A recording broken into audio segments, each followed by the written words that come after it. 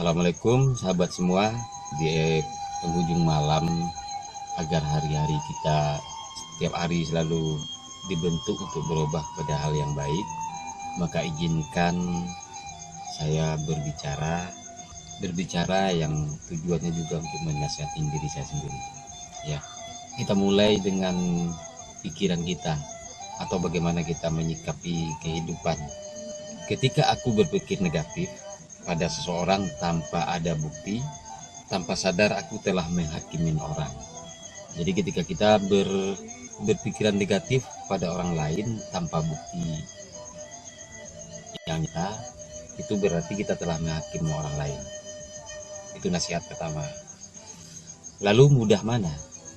Berusaha menyingkirkan semua kerikil tajam di sepanjang jalan atau memakai sepatu agar kaki kita tidak terluka. Nah, ini pertanyaannya.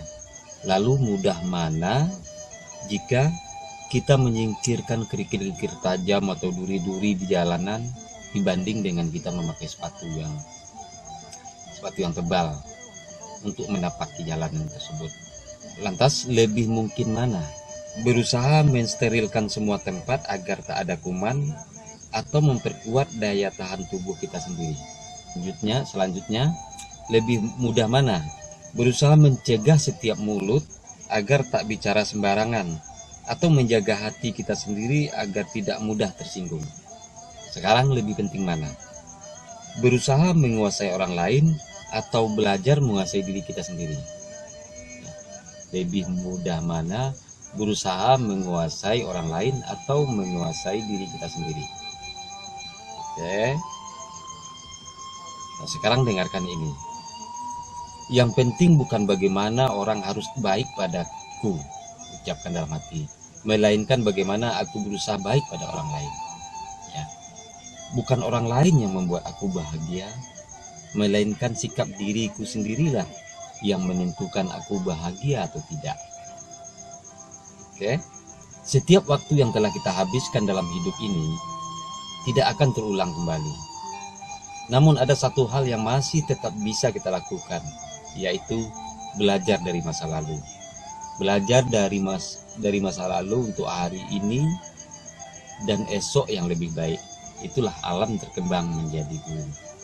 Hidup adalah proses, hidup adalah belajar tanpa ada batas umur. Ya, bahkan dalam ajaran Islam disebutkan belajar itu dari ayunan sampai ke liang lahat. Artinya ketika kita sudah meninggal, kita tetap juga harus belajar. Karena ketika kita belum sampai liang lahat, itu kan artinya kita sudah meninggal, kita diangkat orang.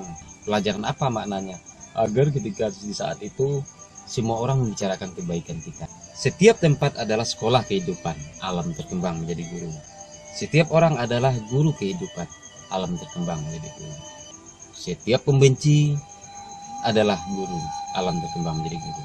Dari kebenciannya kita boleh merubah diri, dari kebenciannya boleh kita memperbaiki diri. Jadi semua terjawab. Kita tidak boleh cepat mengambil kesimpulan. Ini ada cerita aku dapat dari WhatsApp grup. Ceritanya begini, ada seorang petani miskin yang mempunyai kuda putih yang bagus. Lalu datang seorang orang kaya, dan orang kaya itu tertarik dengan kuda putih tersebut. Dan kuda putih tersebut itu memang bagus. Lalu orang kaya itu ingin membeli kuda tersebut dengan harga yang sangat mahal. Dan si petani miskin tersebut tidak mau menjualnya. Bahkan harga kuda tersebut bolehlah buat mencukupi kehidupannya selama 10 tahun.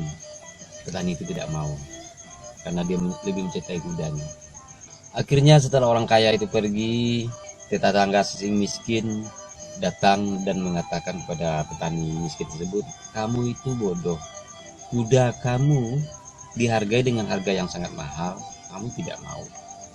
Padahal bisa mencukupi kebutuhanmu selama 10 tahun. Itu harga yang sangat mahal," kata tetangga-tetangganya. Dan sang petani miskin tersebut hanya diam. Ya, dia hanya diam, tidak menjawab, tersenyum. Lalu keesokan harinya, petani tersebut kehilangan kudanya. Beliau sangat sedih. Tentu seluruh kampung tahu bahwa kuda putih yang bagus, yang sangat dicintai oleh petani miskin itu hilang. tetangga pada datang dan tanyakan, nah coba kamu kemarin mau menjual kuda putihmu yang dipinang oleh orang kaya itu, tentu kamu tidak akan mengalami kerugian pada saat ini seperti pada saat ini. Lalu petani itu pun diam, dan dia memang sedih, tapi diam, dia tidak merespon apa kata orang itu. Dan beberapa hari setelah itu kuda putihnya kembali dengan membawa bersama kuda-kuda liar lainnya. Jadi ada 3 atau 7 kuda liar, boleh kita sebutkan 7. Tentu saja pada tetangga heran, akhirnya datang lagi dan bicara kepada petani miskin itu. Wah, kamu sungguh beruntung ya, kudamu pergi ternyata membawa kuda yang lain, dan sekarang kamu mempunyai kuda 4, atau jika 7 mempunyai kuda 8. Kamu sangat beruntung. Tetap petani tersebut juga tidak menjawab, hanya tersenyum saja. Lalu kuda-kuda liar tersebut dilatih sama anaknya petani tersebut, dilatih dan menunggang kuda ya, menunggang bahasanya saya tak paham, takut salah menunggang, takut salah makna ya, mengendarai kuda tersebut. Akhirnya mengendarai, lalu terjadi kemalangan. Memang kuda tersebut membuat si anak petani miskin ini celaka dan kakinya patah. Atas kejadian tersebut tetangga-tetangga pun datang dan dia katakan, waduh sungguh malang nasibmu wah petani, gara-gara kuda tersebut anakmu kecelakaan dan patah kaki. Lagi-lagi petani itu hanya diam saja, tersenyum, tidak merespon. Dan setelah itu terjadi beberapa hari setelah itu terjadi peperangan di negeri tersebut, dan semua pemuda dianjurkan, bukan dianjurkan, diperintahkan untuk berperang. Ya, ada satu yang tidak diperintahkan berperang, adalah anak petani miskin tersebut, karena memang dia tidak mencukupi syarat untuk ikut berperang karena kakinya habis kecelakaan. Lalu tetangga juga datang berbicara, wah bapak petani, sungguh beruntung kehidupanmu, kami sangat risau, sedih, anak-anak kami yang muda kami kehilangan, mereka pergi berperang, entah apa yang akan terjadi terhadap mereka. Sementara engkau, anakmu masih ada di sini, tidak perlu kamu cemas atas kehilangan ini. Lalu petani tersebut tersenyum dan mengatakan kepada tetangga-tetangga tersebut, kalian itu jangan cepat mengambil kesimpulan. Belum tentu orang yang kelihatan baik itu baik, ataupun belum tentu orang yang kelihatan buruk, sangar, jahat kelihatan jahat. Kamu lihat seperti kejadian saya, tunggu saja dan Allah akan memberi yang terbaik pada kita akhirnya. Itu kesimpulannya. Jadi sahabat semua, dari cerita-cerita, atau ini cerita nyata atau tidak, semua boleh kita ambil pelajaran kehidupan. Oke, ini pelajaran kehidupan kedua ya. Mungkin belum pernah terjadi, atau entah nanti juga akan terjadi, tak tahu lah ya. Tapi ini bercanda. Suatu ketika di suatu kampung ada salah seorang haji yang kayak istrinya meninggal. Ya ini cerita yang dibuat ya, tapi ada hikmahnya juga. Dan ketika istrinya meninggal, masyarakat pada datang, sudah ramai masyarakat datang. Tiba-tiba Pak Haji tersebut melangkahin mayat istrinya ini berkali-kali. Akhirnya masyarakat pada berkata pada Pak Haji, istighfar, sudah istighfar, terima apa adanya, ikhlaskan istri Anda. Orang sangat risau melihat itu. Akhirnya pada bertanya, kenapa Pak Haji melakukan itu? Lalu Pak Haji tersebut menjawab, pesan terakhir istri saya ketika hidup, ini yang selalu dia katakan kepada saya, jika kamu coba-coba untuk beristri lagi, telan dulu mayat saya. Itu kata istrinya ketika hidup. Nah, mungkin kisah ini tidak pernah terjadi, ini hanya untuk anekdot ya.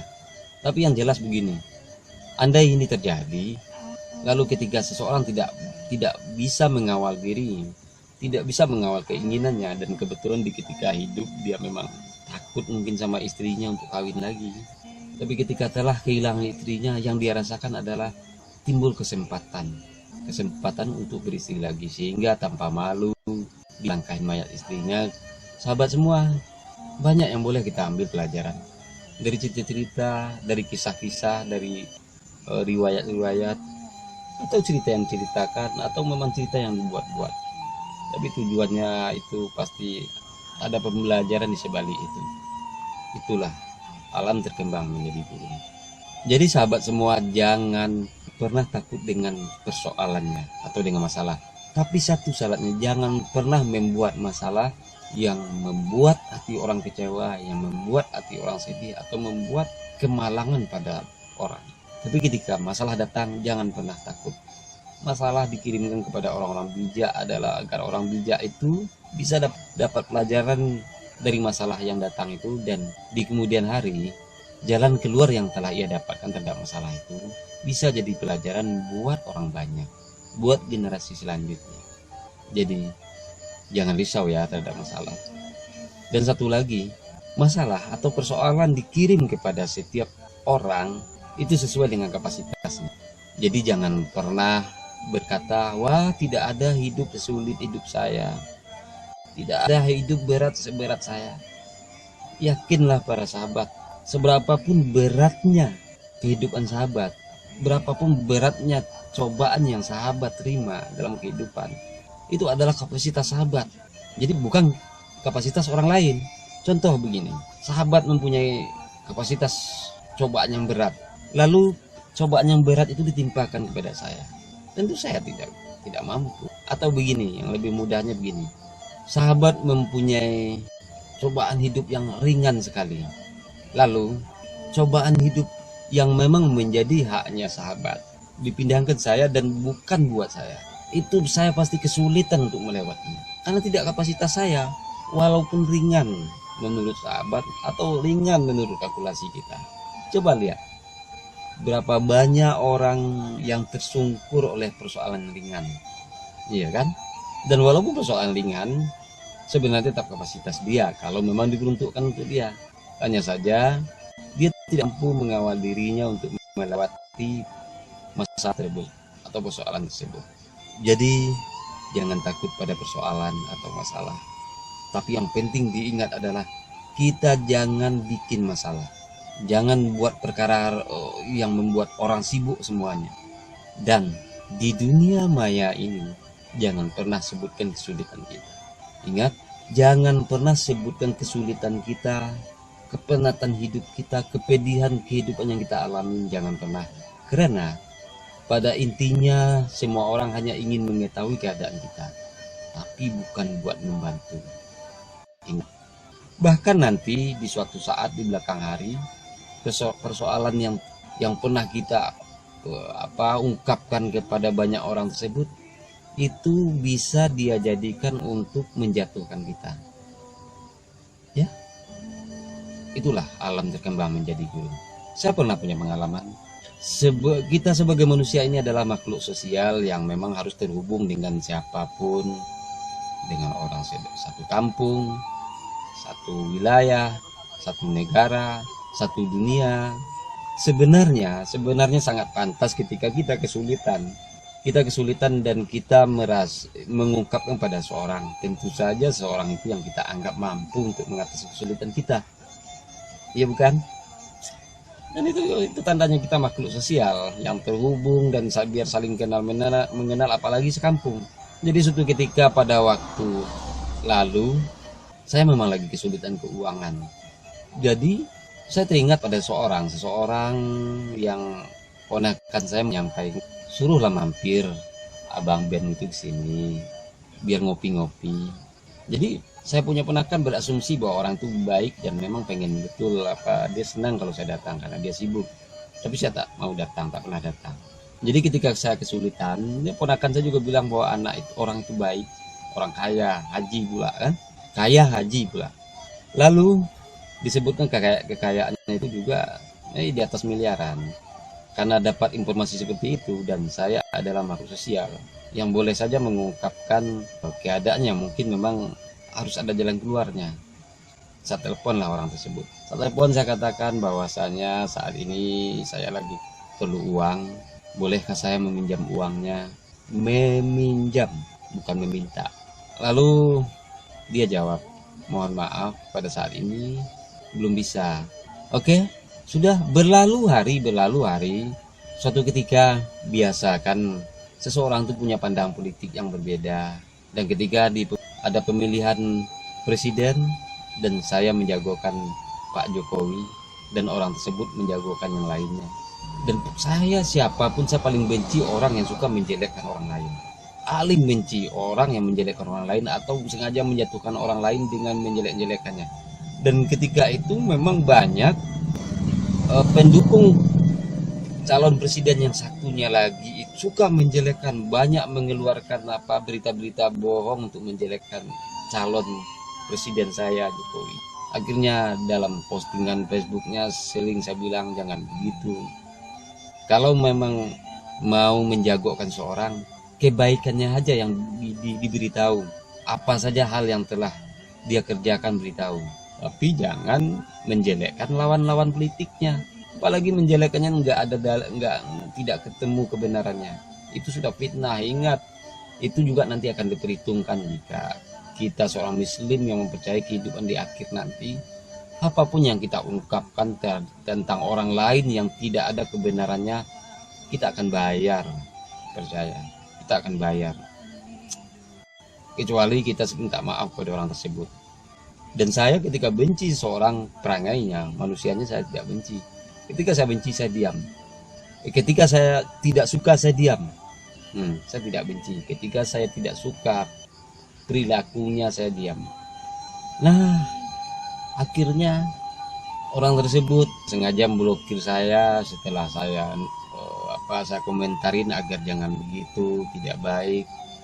Keluarganya, istrinya memaki-maki saya di status di komentar tersebut. Ya tentu saja saya nggak bisa lihat. Nah, akhirnya berlalu seorang tersebut juga. Jadi ketika di beranda sudah tidak pernah kelihatan dia. Ternyata ketika dia setelah meremov saya itu, dia menulis status tentang saya, menyindir saya. Bahkan menyindirnya ini lebih hebat lagi. Karena dia bilang, itu orang gayanya pergi kemana saja, katanya naik pesawat ke ini. Tapi uang sekolah anaknya saja tidak terbayar. Entah dia pergi kemana itu mungkin menipu orang mungkin, katanya. Masya Allah. Saya tahu dari mana? Ponakan saya yang bilang. Ponakan saya tanya, Mak Ben, adakah Mak Ben pinjam uang pada orang itu? Oh tidak. Ya memang saya tidak. Saya ada meminjam uang tapi tidak. Saya bilang tidak. Nah, iya itu postingan si ini begini. Nah, lalu saya cobalah melihat Facebooknya. Saya langsung telepon orangnya.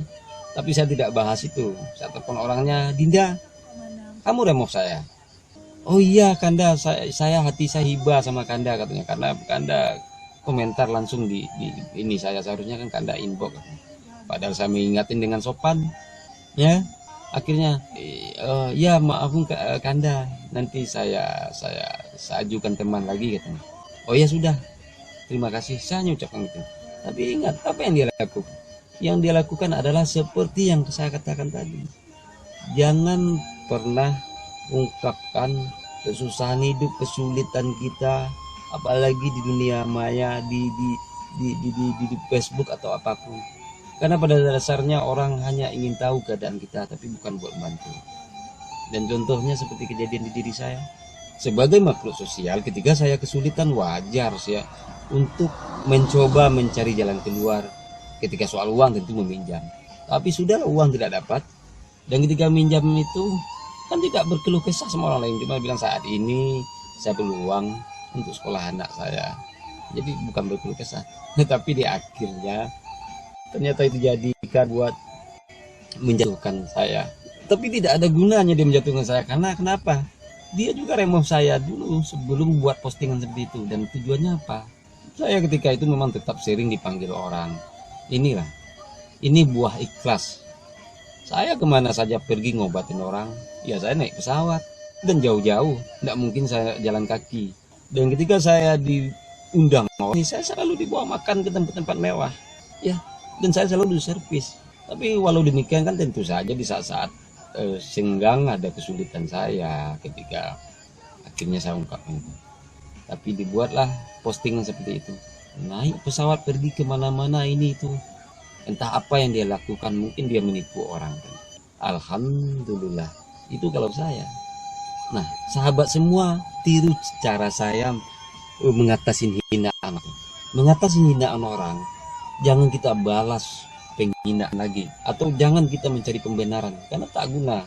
Ketika orang memang sudah sengaja untuk menjatuhkan kita, kita tidak guna, karena yang baik itu tetap baik.